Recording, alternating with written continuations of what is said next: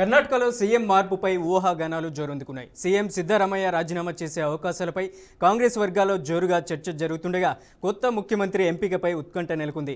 అయితే సీఎం రేసులో డీకే శివకుమార్తో పాటు హోంమంత్రి జి పరమేశ్వర్ పేర్లు వినిపిస్తున్నాయి. అహింద వర్గాలకు సీఎం పదవి ఇవ్వాలని సిద్ధరామయ్య సూచించినట్లు సమాచారం. మరోవైపు అధికార భాగస్వామ్య ఒప్పందం ప్రకారం తనకే సీఎం పదవి ఇవ్వాలని డీకే శివకుమార్ పట్టుబడుతున్నట్లు పార్టీ వర్గాలు చెబుతున్నాయి. ఇక ఇదే అంశానికి సంబంధించి అప్డేట్ ఇవ్వడానికి లైవ్లో మా అవుట్పుట్ ఎడిటర్ వెంకట్ ఉన్నారు. వెంకట్, అప్డేట్ ఏంటి? కర్ణాటక కాంగ్రెస్ ప్రభుత్వంలో సీఎం మార్పునకు వడివడిగా అడుగులు పడుతూ ఉన్నాయి.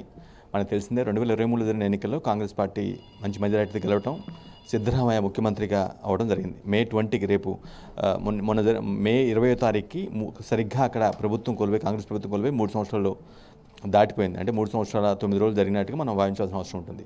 సో మిగతా పీరియడ్ ఏదైతే ఉందో 2 ఇయర్స్ పీరియడ్ కోసం ముఖ్యమంత్రిని మార్చాలనే ఒక ప్రతిపాదన చేస్తుంది కాంగ్రెస్ హైకమాండ్ ఏదైతే ఉందో. సో పెద్ద ఇష్యూగా కాకుండా చాలా సాఫ్ట్ నేచర్లో, అంటే గొడవలు ఏమి కాకుండా ఇంటర్నల్గానే మాట్లాడేసుకొని సీఎం పదవిని చాలా సాఫ్ట్గా జరిగిపోవాలనే ప్రాస్పెక్ట్లో కాంగ్రెస్ అధినాయకత్వం భావిస్తూ ఉంది. నిజానికి 2023 ఆ సమయంలో డిప్యూటీ సీఎం డీకే శివకుమార్, అదేవిధంగా సీఎంగా ఉన్నట్టు సిద్ధరామయ్య మధ్య చాలా టఫ్ ఫైట్ జరిగింది. అంటే సీఎం పదవి తనకంటే తనకు కావాలన్నట్టుగా ఇద్దరు కూడా చాలా వరకు ఫైట్ చేశారు. అంటే వాళ్ళ ఎఫర్ట్స్ మొత్తం పెట్టడం జరిగింది. కానీ సీనియర్ కోటాలో ఈవెన్ దో శివకుమార్కి పార్టీలో ఫాలోయింగ్ ఉన్నప్పటికీ, ఆర్థికంగా స్థితిమంతుడు అయినప్పుడు కూడా సీనియర్ కోటాలో సిద్ధరామయ్యని కాంగ్రెస్ హైకమాండ్ అప్పుడు ఎంచుకోవడం జరిగింది. సో సీనియారిటీ పరంగా ఖచ్చితంగా సిద్ధరామయ్య పెద్ద వ్యక్తి కాబట్టి ఆయనకి ఇచ్చిన నేపథ్యంలో అప్పటివరకు కొనసాగుతుంది. అప్పుడు నిజానికి ఆ సమయంలో కూడా 2.5 సంవత్సరాలు సిద్ధరామయ్య ఉంటే తర్వాత నెక్స్ట్ 2.5 years డీకే శివకుమార్ ఉంటారనే ప్రతిపాదనలు కూడా వచ్చాయి. కానీ తర్వాత లేటర్ కొన్ని రోజులు గడిచే కొద్దికి, సంవత్సరం గడిచే కొద్దికి అట్లా కొంత మార్పులు కూడా రావడం జరిగింది. 5 years పాటు మొత్తం సిద్ధరామయ్య ఉంటారని ఆయన వర్గం కూడా చాలా బలంగా చెప్పుకుంటూ వచ్చింది. కానీ ఇప్పుడు లేటెస్ట్గా జరుగుతున్న పరిణామాల నేపథ్యంలో సీఎం మార్పు అనివార్యమైందని మనకి స్పష్టంగా తెలుస్తుంది.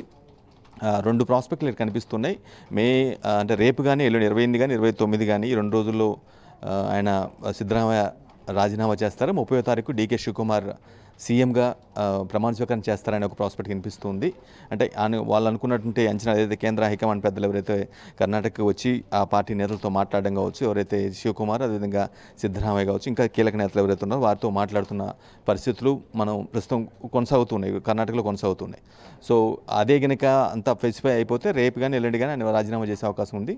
సో ఈ వీక్ చివరిలో డీకే శివకుమార్ ముఖ్యమంత్రిగా ప్రమాణ స్వీకారం చేసే అవకాశం స్పష్టంగా కనిపిస్తుంది. ఒకవేళ ఇది జరగకపోతే ఇంకొక ప్రాస్పెక్ట్ ఏం కనిపిస్తుందంటే, అంటే రాజ్యసభ ఎన్నికలు జరుగుతున్న నేపథ్యంలో జూన్ 18న జరగబోతున్నాయి. సో అక్కడ సిద్ధరామయ్యకి రాజ్యసభ సీటు ఇచ్చి ఆయన రాజ్యసభ పంపించాలి. సో దట్ ఆ సీఎం పదవిని డీకే శివకుమార్కి ఇవ్వాలనే ఒక యోచన కూడా చేస్తున్నారు. కాబట్టి సో 18వ తేదీ వరకు, ఒకవేళ ఇది రేపు కనుక అది రాజీనామాగా ఆ పరిస్థితులు అంటే చర్చలు మొత్తం కొలిక్కి వచ్చి రాజీనామా చేయకపోతే మాత్రం జూన్ 18 వరకు ఆగాల్సి ఉంటుంది. జూన్ 18 తర్వాత ఆయన రాజీనామా చేయడం, అంటే ఆయన అప్పటికి రాజ్యసభ ఎంపీగా అవుతారు కాబట్టి. ఎందుకంటే అక్కడ ఉన్నటువంటి సంఖ్యాబలం ఆధారంగా కాంగ్రెస్కి 3 రాజ్యసభ సీట్లు వస్తాయి కాబట్టి ఒక సీట్ని సిద్ధరామయ్యకి కేటాయించాలని ఆల్రెడీ కేంద్ర హైకమాండ్ డిసైడ్ అయిపోయింది. కాబట్టి సో మేబీ జూన్ 18 తర్వాత ఆయన రాజ్యసభ సభ్యుడిగా అవుతారు. అప్పుడు ప్రమాణ స్వీకారం అంటే రాజీనామా పత్రాన్ని ఇస్తారు.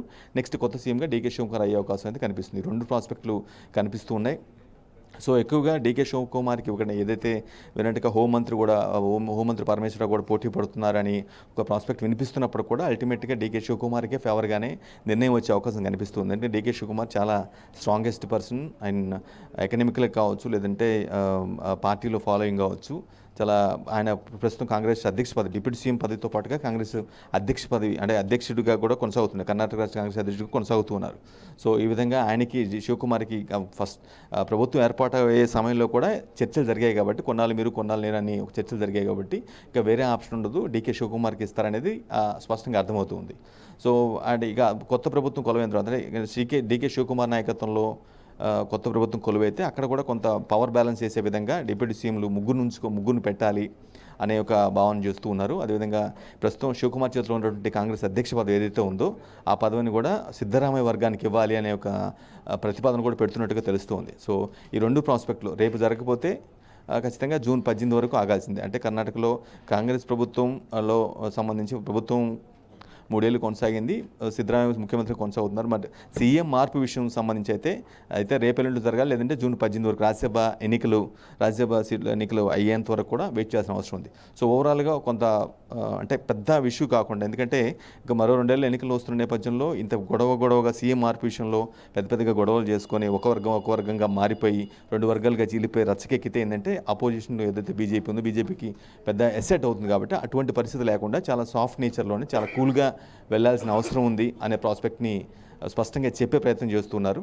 సో మేబీ రేపు లేదంటే ఎల్లుండు ఆయన రాజీనామా చేసే అవకాశం ఉంది. అది మిస్ అయితే జూన్ 18 తర్వాత ఆయన రాజీనామా చేసే అవకాశం, కొత్త ప్రభుత్వం అంటే డీకే శివకుమార్ ముఖ్యమంత్రిగా అయ్యే అవకాశం అయితే షూర్ షాట్ కనిపిస్తుంది. బట్ ఖచ్చితంగా సీఎం మార్పు అయితే జరిగే అవకాశం క్లియర్ కట్గా కనిపిస్తుంది. మనోజ్.